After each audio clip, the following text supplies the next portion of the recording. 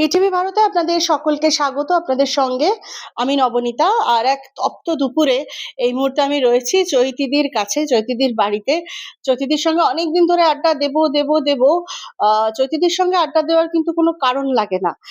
তো সেই কোনো কারণ নেই, আবার অনেকগুলো কারণ নিয়ে আজকে চৈতিদির সঙ্গে আড্ডায়। চৈতিদি, টিভি ভারতে স্বাগত। থ্যাংক ইউ সো মাচ এসেছিস। সবাইকে শুভেচ্ছা জানাই। হ্যাঁ, আগাম শুভেচ্ছা, শুভ নববর্ষের। একদম শুভ নববর্ষ সবসময় শুভ হোক, সেটা আমরা সর্বত্র বলছি। সব সময় সেই প্রার্থনাটা চালিয়ে যেতে হবে, এবং শুধু প্রার্থনা নয়, নিজেকেও সেই জায়গায় রাখতে হবে, এক্সিকিউট করতে হবে যেন নববর্ষ শুভ হয়। তো চৈতিদি, আমার যেটা প্রথম প্রশ্ন তোমাকে, সেটা হচ্ছে নববর্ষ। তো নববর্ষ আজকে তো খুব ব্যস্ততায় কাটে তোমার, আজকের দিনে দাঁড়িয়ে ছোটবেলাটা কিরম ছিল সবটা নিয়ে একটু জানবো। হ্যাঁ হ্যাঁ, আসলে ছোটবেলায় নববর্ষটা শুরু হতো বিকেলের দিকে। কেন না, মা প্রচুর শাড়ি কিনতো। মার অনেক মানে লোকজন ছিল যাদের ওখান থেকে মাসকাবাড়ি জিনিস কিনতো, তারপরে টুকটাক গয়না কিনতো। তো সেইগুলো আমরা যেতাম, মার সঙ্গে যেতাম, এবং মিষ্টি বাক্স, নানান রকম কোল্ড ড্রিঙ্ক। এখন যেমন বাচ্চাদের কোল্ড ড্রিঙ্কটা কোনো ব্যাপারই নয়, অনেকে খায় না, আমি তো কোল্ড ড্রিঙ্ক খুব একটা খাই না, কিন্তু তখন মানে বিশেষ কিছু কিছু ব্র্যান্ডের কোল্ড ড্রিঙ্ক খাওয়াটা একটা বিরাট ব্যাপার ছিল। তো আমার তখন খুব মজা লাগতো। আর তারপরে যখন আমার বৈবাহিক সূত্রে আমার শ্বশুর বাড়ি ব্যবসা ছিল, তাই জন্য ওদের কাছে খুবই বড় নববর্ষ, হালখাতা। তারপর যেটা শুরু হলো, যেটা আমাদের বাড়িতে পরবর্তীকালে, আমার ছোটবেলাতেই আমি আমার বাবা শ্যামল ঘোষালকে অনেকবার দেখেছি যে পয়লা বৈশাখে না ভীষণ ছবির মহরত হতো। ভীষণ ছবি। আমারও প্রথম দিকের, আমার যতদূর মনে হচ্ছে, তোমার রক্তে আমার সোহাগ বলে আমার একটা ছবি ছিল, একেবারে ডেবিউটান্ট কমার্শিয়াল ছবি, খুবই ছোট, স্কুলে পড়তাম তখন। তো ওই ছবিটি মহরত হয়েছিল ওই পয়লা বৈশাখে। তো সেই জন্যে আমার কাছে বাবাকেও দেখেছি, বা প্রচুর মহরতের নেমন্তন্ন হতো। তারপর পরবর্তীকালে যখন পরিচিতি হয়েছে, তখন পয়লা বৈশাখে প্রচুর অনুষ্ঠান করেছি। পয়লা বৈশাখের অনুষ্ঠান নানান রকম, তোমাদেরই চ্যানেলস, প্রচুর চ্যানেলসে, প্রচুর এখন তো ওটিটি বা স্ট্রিমিং মিডিয়া। তো সেখানেও আমরা অনেক অনেক, মানে আমার মনে পড়ে না যে এমন কোনো প্রাইভেট চ্যানেল নেই, এবং দূরদর্শন, যেখানে আমি পয়লা বৈশাখে বিশেষ কোনো অনুষ্ঠান করিনি। তো এখন যেটা হয়েছে, আমার পয়লা বৈশাখ আরেকটা জিনিসও মনে হয় যে নতুন জামা কাপড় কেনা, ওটা একটা দারুণ। এবং আমার মা ভীষণ মানে অপেক্ষা করতেন। মা ভীষণ শাড়ি পরতে ভালোবাসতো। মায়ের সমস্ত শাড়ি আমরা মানে করেছি, নিয়েছি। আমাদের কাছে আমার আলমারি ভর্তি মায়ের শাড়ি, আমার বোনের কাছে মায়ের শাড়ি। তো মাকে পয়লা বৈশাখের জন্যে ছাপা শাড়ি দিতে হতো, বা কোটা শাড়ি দিতে হতো বিশেষ বিশেষ দোকান থেকে।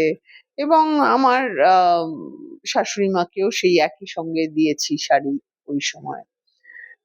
বাবার জন্যে আমি পাঞ্জাবি কিনতাম, প্রচুর পাঞ্জাবি স্টোর্স, বা মানে ফ্যাব ইন্ডিয়া, বা যে কোনো, মানে কটনের জামা কাপড় কেনার খুব একটা রীতি ছিল।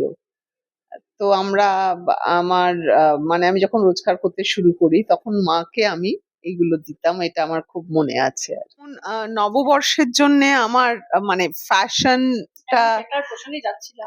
আচ্ছা, ফ্যাশন তো খুবই মানে আমার মনে হয় অনেক সময় মনে হয় ফ্যাশন করাটা খুব মানে মজার আর কি, এবং খুব ক্রিয়েটিভ। আবার মাঝে মাঝে মনে হয় এই আজকে যেরকম আছি fashion, this is also kind of fashion. হ্যাঁ, তো এবারে যেমন আগের বারেও আমাকে রাই কিশোরী ও আমাকে খুব সুন্দর করে সাজিয়েছিল। আমার মনে আছে যে খুব মডার্ন শাড়ির সঙ্গে ছোট ব্লেজার দিয়েছিল, আর ফুল হিসেবে ব্যবহার করেছিলাম, ওটা বোধহয় না, ওটা পয়লা বৈশাখ নয়, আমার মনে হচ্ছে পুজোর সময়, মানে কালী পুজোর সময় ফুল হিসেবে আমরা ব্যবহার করেছিলাম জবা। জবা, আমার মনে পড়বে, জবা বলতে যাচ্ছিলাম জবা, তোমাকে। হ্যাঁ। আর এবারে রাই কিশোরী আমাকে হলুদ একটা হলুদ রং সাজিয়েছে। দিয়েছে, সেই হলুদ শাড়ি, এবং ওই একটু ফিউশন গোছের, মানে টিপিক্যাল ট্রেডিশনাল বাঙালি যে চেহারা, যেভাবে আমরা পয়লা বৈশাখে সাজতে ভালোবাসি, তার থেকে একটু সরে গিয়ে অন্যরকম একটা ব্লাউজ, তার মধ্যে চিকনের কাজ করা,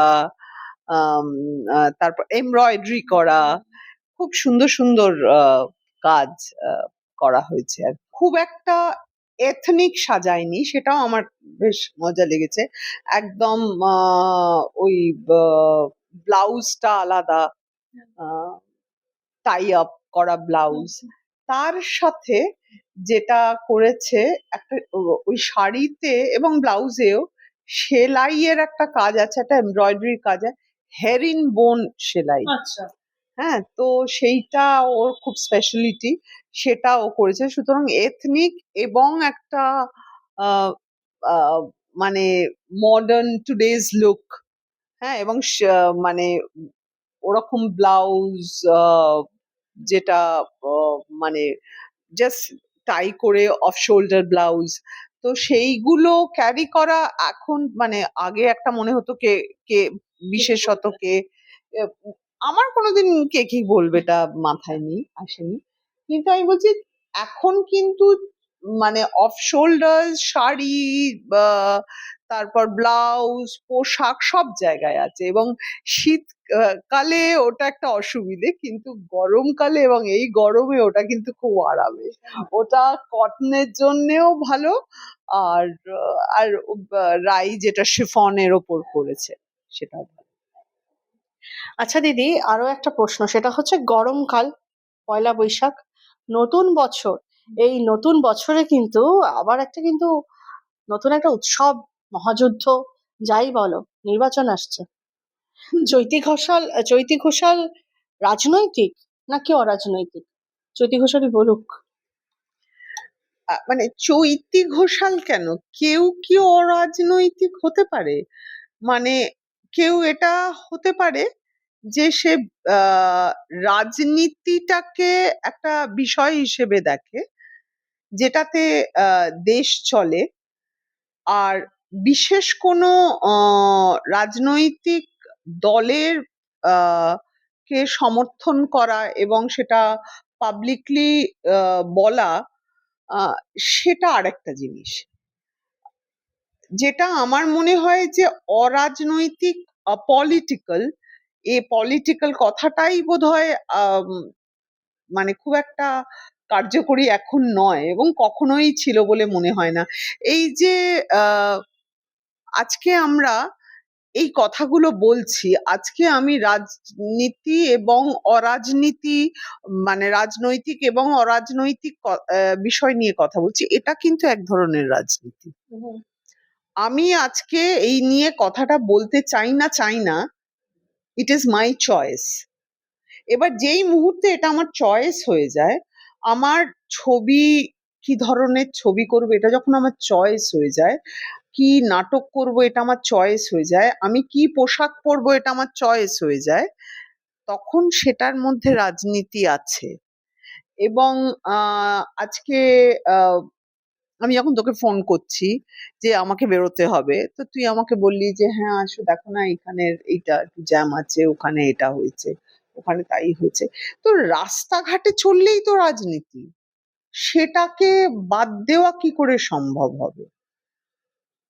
সেটা তো সম্ভব নয়। সুতরাং এবং নিজের মনের কথা, নিজের কি রাইটস, আমার ফান্ডামেন্টাল রাইটস কি, এটা একটা গণতান্ত্রিক দেশ, সেখানে আমার কি ফান্ডামেন্টাল রাইটস, সেগুলো সম্পর্কে জানা, বোঝা এবং সেটা প্রয়োগ করা, এটা তো একটা সামান্য রাইট, যেটা নাম দেওয়া যেতে পারে রাজনীতি, কিন্তু সেটা কখনোই আমার ফান্ডামেন্টাল রাইটস প্রয়োগ করা, আমার গণতান্ত্রিক অধিকার প্রয়োগ করাটা কখনোই কিন্তু বিশেষ পার্টি পলিটিক্স নয়। এটাই অনেক রাজনীতি বলে ফেললাম। আচ্ছা, আমাকে ছোটবেলায় বলাস না।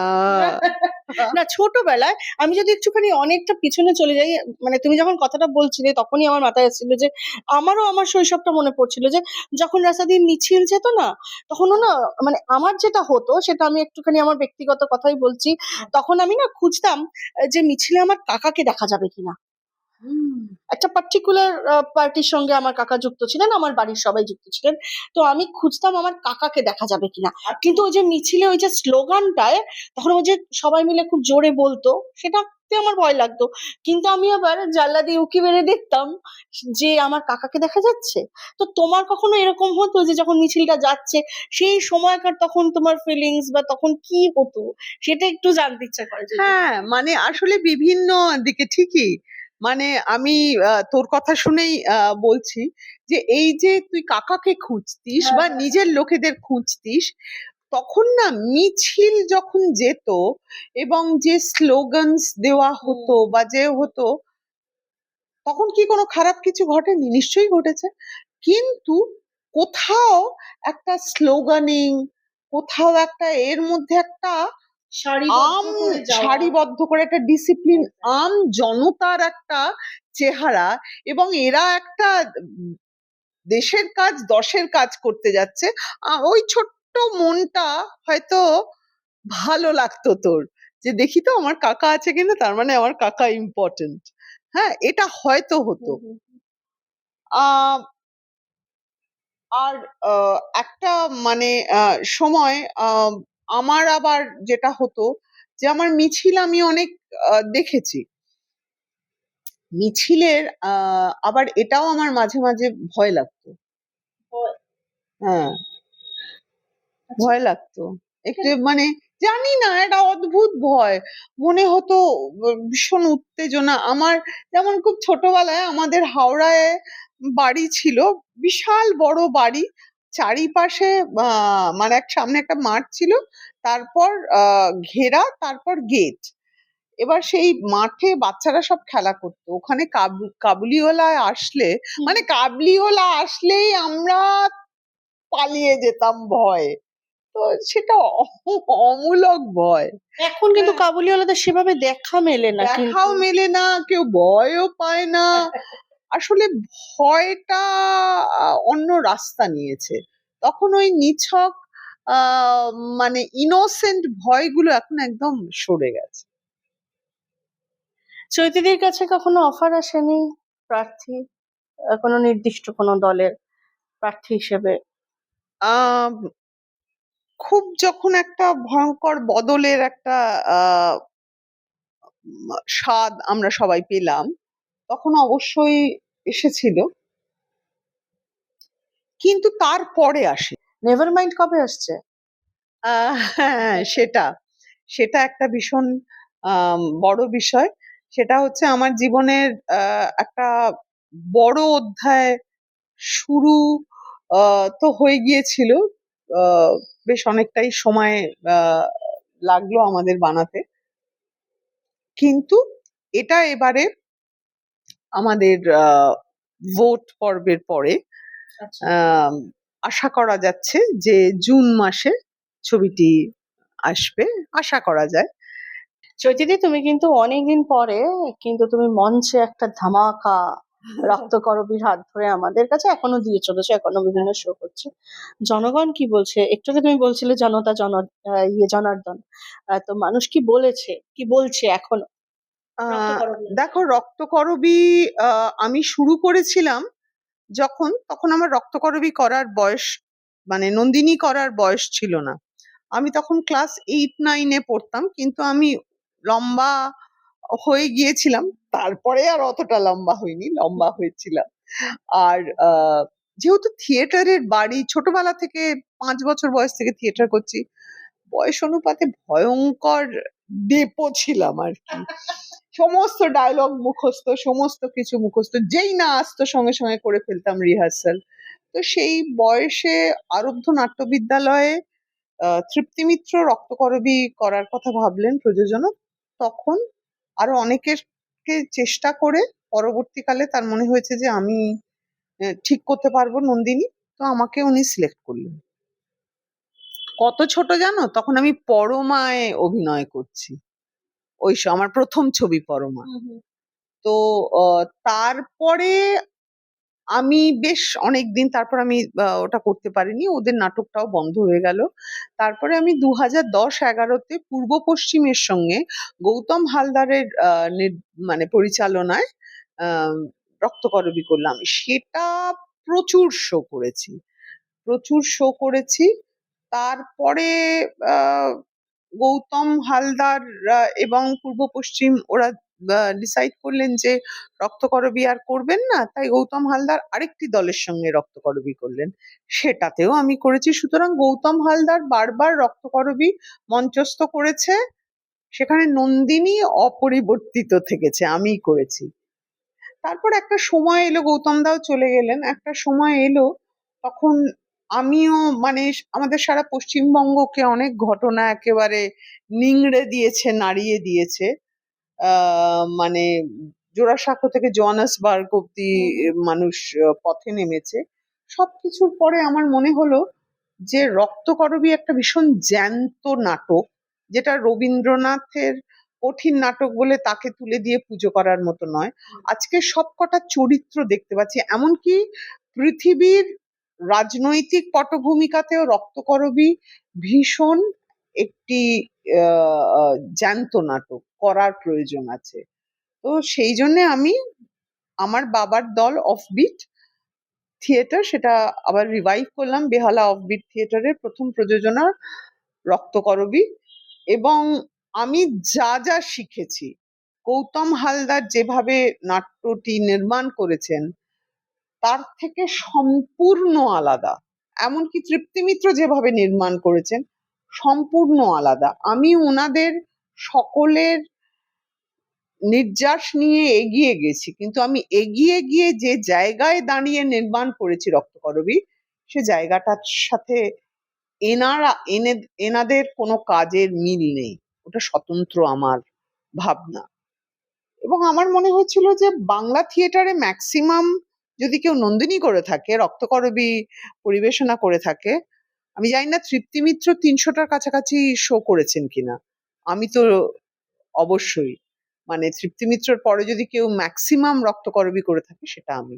এবারে আমাদের 1 বছরে আমরা প্রায় 20টার কাছাকাছি শো করেছি। আই ডোন্ট থিঙ্ক সো যে এই নম্বরটা খুব একটা কম নম্বর। এবং বিভিন্ন, এবারে আমাদের ভারত রং মহোৎসবও আমাদেরকে ডেকে শো করিয়েছেন, মানে মনোনীত হয়েছিলাম, আমরা শো করেছি। আহ কিছুদিন আগে শো করলাম। এই রকম ডামাডোল, সামনে ভোট, তারপর আমার অত্যন্ত প্রিয় আমার ছোট ভাই, প্রথম যার সাথে কাজ করেছি অরুণোদয়, সে চলে গেল, মানুষকে নাড়িয়ে দিয়ে গেছে। এমন প্রচুর লোকজন আছেন যারা কখনো কোনোভাবে অরুণোদয়ের সঙ্গে, বাবিনের সঙ্গে যোগাযোগ ছিল না, শুধু অভিনেতা লেখক হিসেবে জানতো, তাদেরও রাতের ঘুম কেড়ে নিয়েছিল ঘটনা। তার মধ্যে আমাদের শো হয়েছিল, এবং ওই জান্তা জানার্দান মোটামুটি খারাপ হয়নি।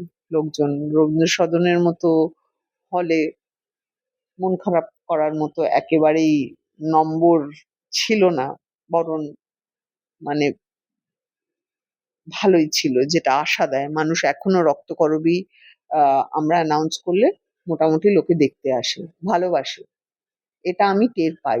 তাই জন্যে কোনো ছাতার তলায়, আমব্রেলার তলায় না, মোটামুটি ছোট ছোট আমব্রেলা ব্যাঙের ছাতার মতো তৈরি করে আমরা থিয়েটারটা করার চেষ্টা করছি।